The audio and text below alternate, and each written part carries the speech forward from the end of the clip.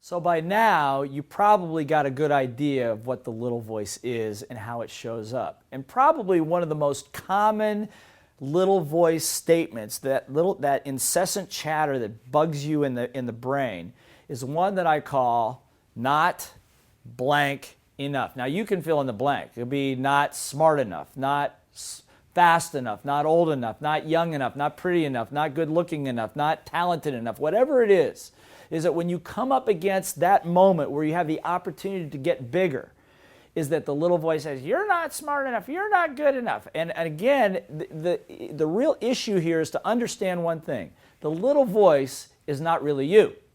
That's right, it's not you. It's a composite of your teachers, your parents, preachers, the media, friends, politicians, whatever the case might be, that all sit back there in your subconscious, that at the moment that you show up to do something, erodes your confidence, creates fear, non-deservedness, creates procrastination, lack of authenticity, give up on your dreams.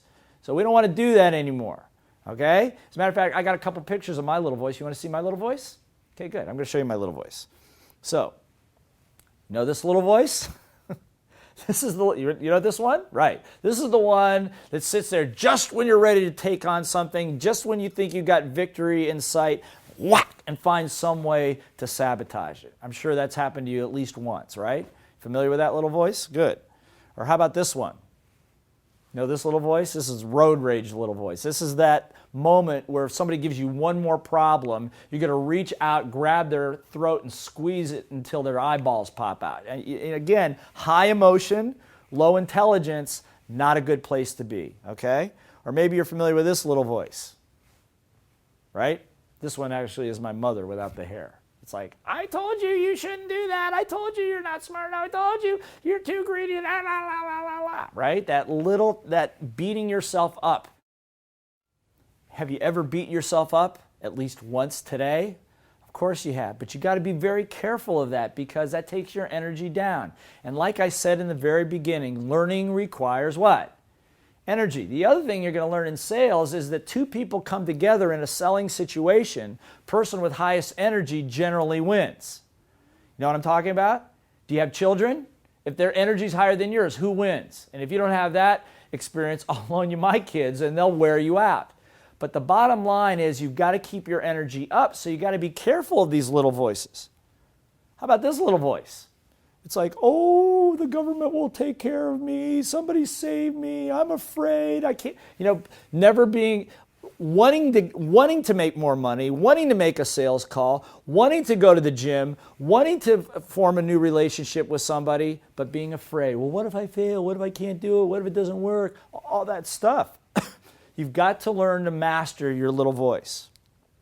Or maybe that you have one of these little voices. I have this one. This is the stubborn little voice. It's like, well, if everybody just listened to me, the world would be fine. You know, it's everybody else that's messed up. It's not me, you know. And this is like what I call my 35 to 45 to 55-year-old little voice that just doesn't want to change. Just stubborn and thinks that the whole rest of the world is the problem.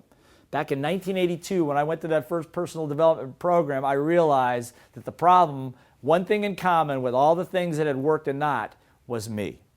Or maybe your little voices look like this. Should I or shouldn't I? Can I or can't I? Now remember the workbook you downloaded at the beginning of this program? Good. I want you to turn to the common little voice issues portion of it right now, because I want you to do something. When it comes to the results that you want, what are the limiting little voices? I showed you some of mine. What are the limiting little voices that pop up when you try? I want you right now to sit down and make a list. What are the little voices that pop up when you try to go lose weight, when you try to make another sales call, when you're trying to improve a relationship, when your emotion is high and your intelligence is low? Make a list of what that little voice is actually saying, and next to each one, where did that little voice come from? When was the first time that you started doing that? Or was it your parents that did the same thing and you're just copying them? It'll be very enlightening for you to go through this process, and trust me on this. By simply doing this process, you are already automatically beginning to reprogram the little voices in your brain so that now you're in control rather than the little voices being in control.